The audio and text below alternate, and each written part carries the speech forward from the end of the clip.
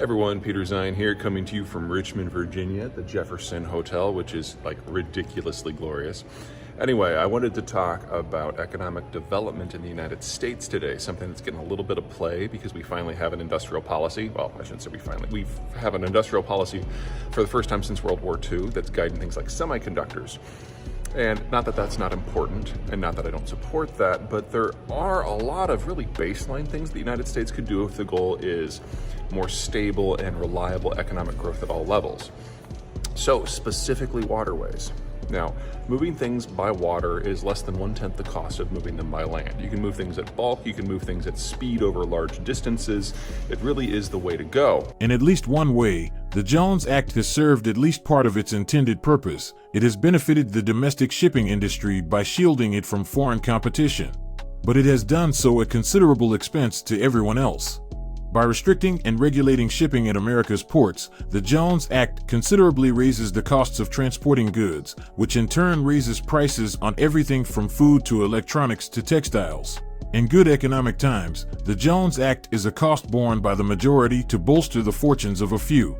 In periods of global economic instability and high inflation, the Jones Act makes supply chain problems worse and drives prices even higher. On a daily basis, it is a force for impoverishment.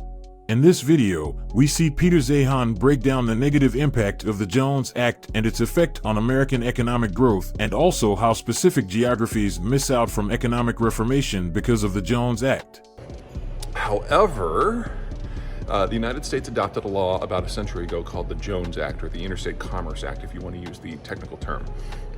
And what it does is it makes it illegal to ship any cargo between two American ports on any vessel that is not American crewed, captained, built, and owned. And what this has done is reduce the amount of traffic that we use our waterways for by in excess of 90% over the course of the ensuing century. And so now we pretty much move about half of our products, almost 2/3 of our products by truck, and then the remainder is a mix of everything else.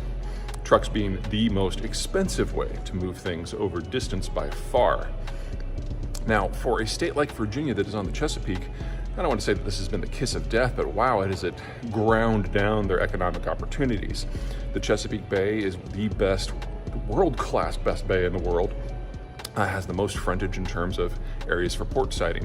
My home state of Iowa is bracketed by two navigable rivers, the Mississippi and the Missouri, putting Iowa in a position where it has passed up massive economic opportunities.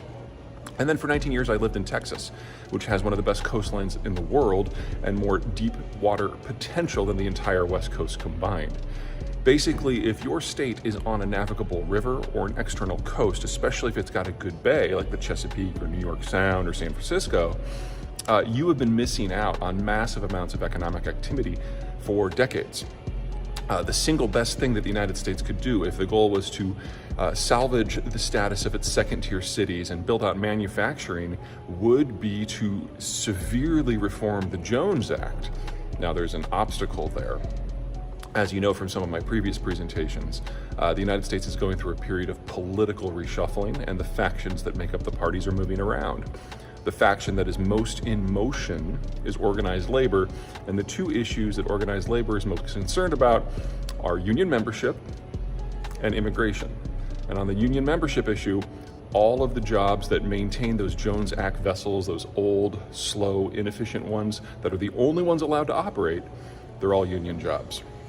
And so the unions see this as a job preservation act, despite the fact that it has cost the rest of the United States tens of trillions of dollars over the course of the last century. So if you want to get mad about something, get mad about Jones. If you want to call your congresspeople about something, call them about Jones. That is the best way that the United States could reindustrialize, protect its secondary cities, expand the port infrastructure, reduce its carbon footprint for transport, and ultimately make the United States a much stronger place moving forward.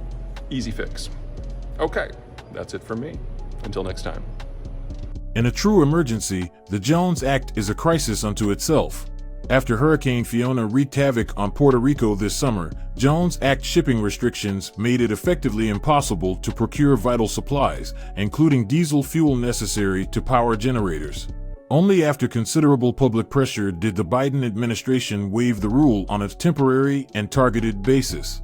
The Jones Act, In other words, was a subsidy, labor, and regulatory scheme intended to promote American security and economic interests by giving advantages to a particular domestic industry, a classic example of protectionism and industrial policy. And every single day it is a demonstration of how both fail. What do you think of the adoption of the Jones Act to every section of the economy by Joe Biden? Can the Jones Act be used to provide a soft landing for the economy, or is this another failed policy? Let us know what you think in the comment section. Don't forget to hit the like button, subscribe, and turn on notifications. Thanks for watching.